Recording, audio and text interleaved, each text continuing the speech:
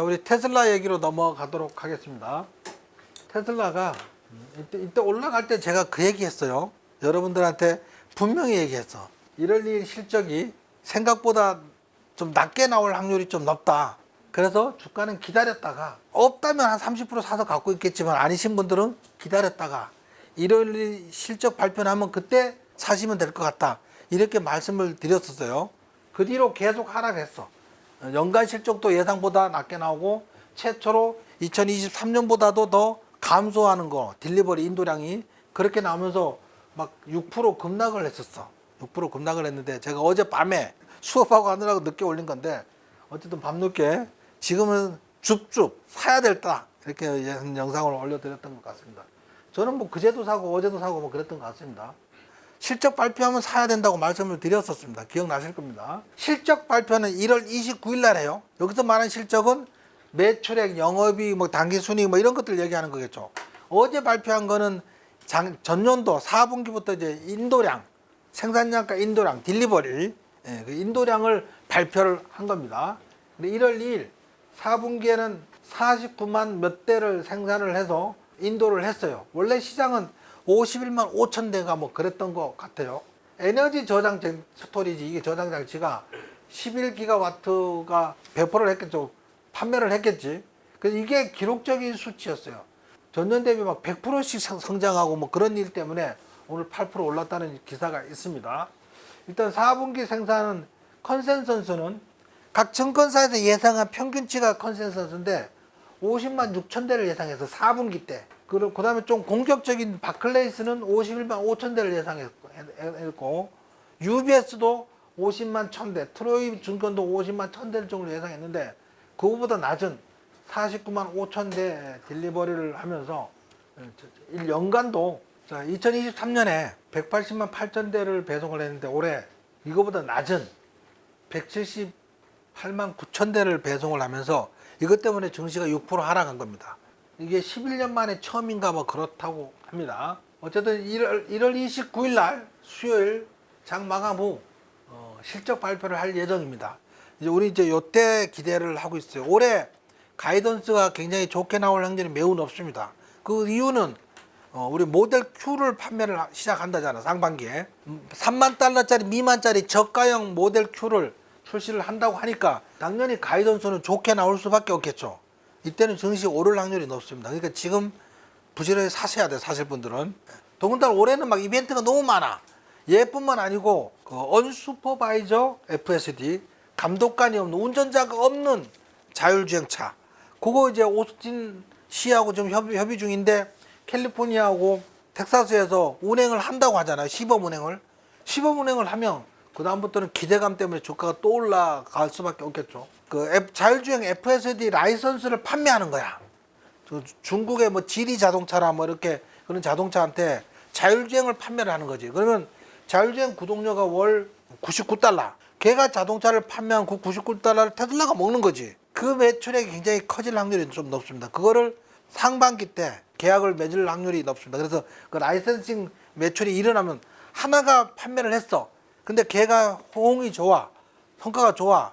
그럼 너도나도 살려고 하겠죠. 왜 그러냐면 우리가 단순히 크루즈만 갖고 얘기하는 게 아니잖아요. 자율주행은 그 이상의 것을 요구해. 그래서 테슬라처럼 지금까지 수억만 킬로미터의 그 주행 정보를 집적한 도조2 슈퍼컴퓨터, 거기서 자율주행을 통제하고 업그레이드하고 분석하고 뭐 그런 거니까 일반 자동차 업체에서는 자율주행을 테슬라를 따라갈 수가 없어. 준비가 안 돼 있어. 아예 경쟁 자체가 안 되는 거야. BYD는 176만 4천 대를 판매를 했다고 합니다. 테슬라는 178만 9천 대를 판매를 했다고 해요. 근데 이제 BYD를 자꾸 언론에서 막 부추겨 막 테슬라를 뛰어넘었다, 테슬라에 죽었다 막 그러는데, BYD는 C거리 11,000달러인가 그러고 돌핀이 13,000달러인가 그래. 근데 테슬라는 제일 싼 게 38,000달러, 4만 달러 정도 되거든요. 두 차를 비교하면 안 돼. 시장 자체가 달라. 4만 달러 이상 고급 차를 타는 시장하고 10,000달러에서 20,000달러 사이에 그 중저가형 차를 타는 시장하고 다르잖아요. 근데 그걸 막 BYD가 테슬라 뛰어넘었다고 기사를 막 쓰는 거야. 이 기사 자체가 엉터리인 거야, 엉터리. 근데 그 시장에 테슬라가 $25,000짜리 전기차를 출시를 한다는 거야. 자율주행도 잘 되는. 그게 새로 나온 게 모델 Q잖아, 모델 Q. 올해는 이제 테슬라 주가가 다시 한번 강하게 상승할 확률이 매우 높습니다. 어쨌든 4분기에 BYD가 59만 5천 대, 테슬라가 49만 5천 대, BYD가 굉장히 많이 팔았다는데 BYD는 대부분 중국에서 많이 팔고요.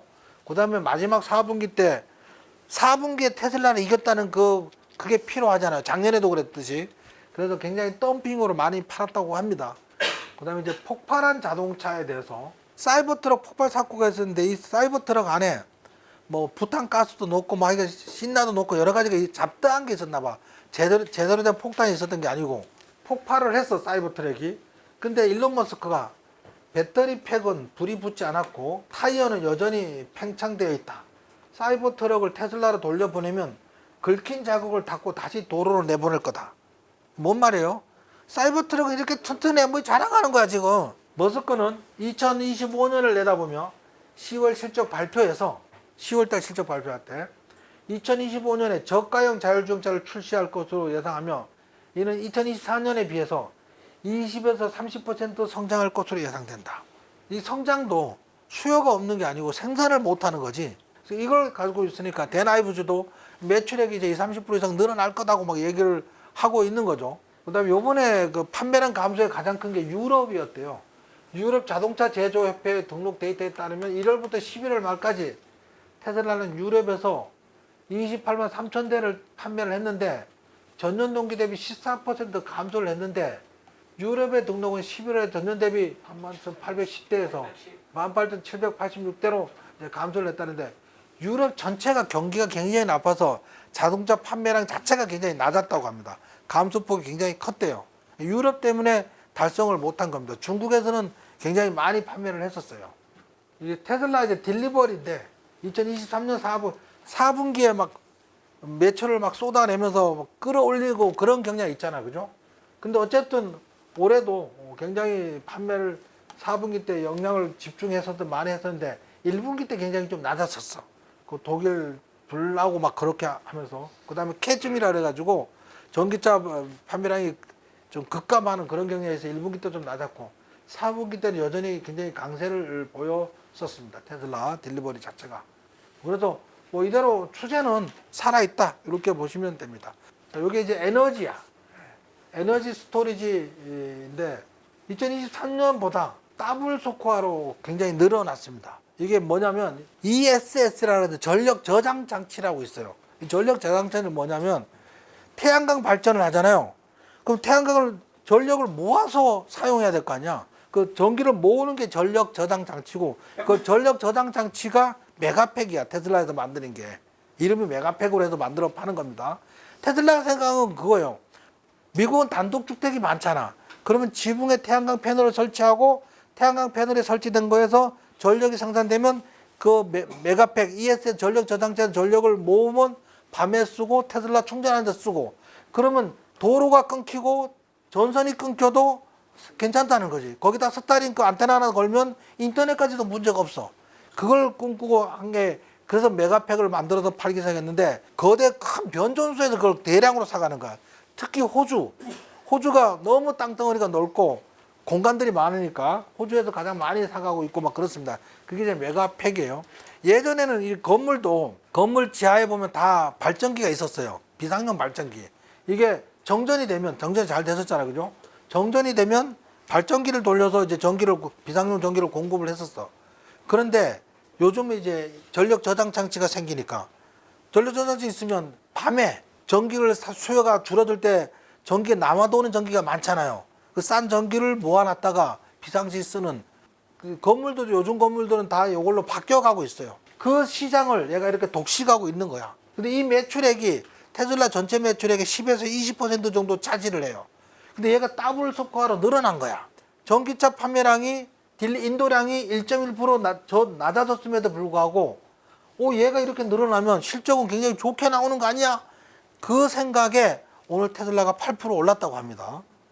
전날은 왜 몰랐던 거야? 우리는 알았는데. 저장장치 마진율도 굉장히 계속 올라가고 있어요. 마진율도. 처음에 고정비가 많이 들지 나머지는 쉽죠. 대나이브즈가 이제 4분기 딜리버리 다 얘기했던 거네. 전반적으로 딜리버리 한 그 인도량 자체가 굉장히 신뢰할 만하다, 존경할 만하다, 뭐 이렇게 표현을 한 거죠. 그래서 2025년은 20에서 30% 성장률이 더 늘어날 거다. 왜? 저가형 모델 Q 판매한다 그랬잖아요. 대나이브즈는 목표 주가를 515달러 유지한 아웃퍼폼을 유지한다. 뭐 이렇게 얘기를 했습니다. 아웃퍼폼이라는 뜻은 성장은 성장인데 증권사의 매수 의견이나 적극 매수 의견보다는 낮지만 시장 성장률보다는 이 주가 상승세가 클 거라고 예상되는 걸 아웃퍼폼이라고 표현을 합니다. 증권사에서. 매수라고 표현하기는 애매하지만 그래도 좋다고 예상되는 거. 그래서 그걸 유지한다. 대나이브즈가 그렇게 얘기를 했던 것 같습니다. 올해 이벤트 모델 Y 리프레시 1월 출시, 모델 Q 1분기 출시, 언슈퍼바이저 FSD 상반기 승인, 옵티머스 1000대 공장 배치, 에너지 스토리지 지속 성장 중. 그래서 뭐 올해 이벤트가 굉장히 많습니다. 그래서 이번 하락은 신의 은총이다. 뭐 그렇게 생각합니다. 마지막 매수할 수 있는 찬스. 2025년에 1000달러에서 1200달러를 예측하고 있다. 이렇게 생각을 한다고 합니다. 이유는 근거를 제시해서 테슬라가 BYD, 포드, GD 같은 자동차에 FSD 라이선스 아까 설명한 거, 그 다음에 무감도 로보택시를 출시하고 더 많은 생산 신차를 저가형 신차를 또 생산을 하고, 그 다음에 테슬라 봇 옵티머스 로봇도 업데이트하고, 뭐 그렇게 해서 베어 케이스로는 600에서 700달러, 불 케이스로는 1000달러에서 1500달러. 부르는 건 뭐 막 부르네, 막 불러. 우리는 700달러 올라가면 실망할 판이야. 지금부터 100% 올라가는 건데 실망할 거리가 아니잖아. 근데 지금 분위기를 봐도 700달러 가도 원장님 그 1000달러 간다면 저한테 따질 판이야. 지금 분위기가 700달러만 가도 감사합니다. 자동차 전기차 승객 발판에 있는 슈퍼컴퓨터가 옵티머스 로봇에도 장착이 되어 있다. 그래서 얘는 둘 다 인공지능이다. 자율주행 로봇과 옵티머스 로봇은 같은 원리로 움직이고 있다. 같은 컴퓨터를 쓴다. 뭐 이런 얘기를 한 것 같습니다. 이게 좀 인상적이었어요. 카메라로 하면은 라이다보다 더 자율주행 성능이 좀 부족할 것 같지 않냐. 깜깜한 밤에는 뭐가 보이냐. 뭐 이렇게 생각을 하는데 카메라는 생각보다 훨씬 많은 걸 보여준다는 거야. 예를 들면 우리 사람은 사진을 찍을 때 이쁘게 사진을 예쁘게 만들려고 하다 보니까 흐리고 이런 거는 관심이 없는 거야. 심지어 흐리나면은 검은색으로 덮어버리고 밝은 건 더 밝게 하고 그렇게 하는 건데, 자율주행에 쓰는 카메라는 오로지 데이터만 필요한다는 거지. 우리는 원시 강자수로 이동하고 있으므로 컴퓨터가 보이는 이미지 실제 훨씬 많은 거죠. 예를 들면 사진이 흐리잖아요. 그걸 밝게 하면 보이지 않던 화면도 점점 밝게 해서 보이는 그런 경향이 있거든요. 그 데이터만 필요하다는 거야. 훨씬 많은 데이터를 하고 있고, 매우 낮은 조명 조건에서도 여기 이 지점과 저기 저 지점 사이에 작은 강자수 차이가 있어서 알 수 있다는 거지. 그래서 이것 때문에 충분하다는 거예요. 카메라로만 갖고 있어도. 그래서 카메라로 자율주행하는 게 충분하다는 거야. 사진이 빛을 제거하고 밝기를 조절하면 안 보이는 것도 선명하게 보이는 경우가 많습니다. 근데 얘는 컴퓨터로 보는 거니까 그냥 쭉쭉 그냥 보이는 거죠. 그냥 인식만 하면 돼. 데이터 인식만 하면 되는 거니까. 우리 눈으로 보려고 하니까 그게 가정이 필요한 건데, 테슬라는 어둠 속에서 놀라울 정도로 잘 볼 수 있다. 보링 컴퍼니라고 있죠. 테슬라가 보유하고 있는 기업 중에 하나인데, 그 터널 안에서 자율주행 차가 가든지 또는 그 판넬이 따라서 이동을 하든지 고속으로 단기간에 갈 수 있는 하이퍼루프하고 같은 개념을 설명을 하려고 테스트용으로 만든 것 같습니다. 라스베가스의 컨벤션 센터에 루프가 있다는 거죠. 뭐 그런 차원에서 왜 터널을 통해서 가야 되는지, 조금 지나면 이제 차들이 다 이런 고속으로 다니게 된다는 거죠. 루프를 통해서, 지하를 통해서 가서. 이제 지하 터널도 없는 그겁니다. 샌프란시스코에서 로스앤젤레스까지만 10분이면 가는, 짧게 불렀나? 생각보다 너무 먼데, 어쨌든 초고속으로 가는 거니까요. 왜 그러냐면 서울서 부산까지 30분인가 막 간다고 하잖아요. 진공 상태에서 자기 부상 열차로 쏘면 굉장히 빠르게 가는 겁니다. 뭐 그런 얘기입니다. 터널을 통해서 가면 초고속으로 교통 막힘 없이 이런 공사를 해서 가는 걸 이제 지금 테스트 중인 겁니다. 테스트 중인 거. 이것도 이제 지난주 쭉 설명을 다 했죠. 화성에서 이제 바라본 지구입니다. 저는 처음에는 일론 머스크가 이 인간이 왜 화성을 그렇게 가려고 하다가 그렇게 하나 그러다가 요즘 점점 이해가 되고 있어요. 왜 가려는지 알 것 같아. 이 일론 머스크가 하는 게 다행성 종족이라는 표현을 쓰거든요. 여러 행성에 여러 행성에 사는 종족을 다행성 종족이라는 표현을 쓰는데 화성에 사람이 가서 살아가고 있어야지. 뭐 보통 이제 앞으로 뭐 100년 뒤에 큰 해성이 와서 지구에 충돌할 수도 있다는 거지. 옛날에 해성 충돌로 인해서 공룡이 멸망하고 뭐 그랬던 것처럼 이 우리 지구가 생긴 뒤로 지금까지 생물이 85% 전멸하는 사건이 4번 정도 있었다고 해요. 뭐 그런 상황에서 화성에 사람이 살고 있으면 여기에 좀 충돌이 나도 문명을 유지할 수 있지 않냐. 뭐 이렇게 생각을 하는 것 같습니다. 본인의 삶이 아니고 그 이외의 삶까지도 생각을 하는 것 같습니다.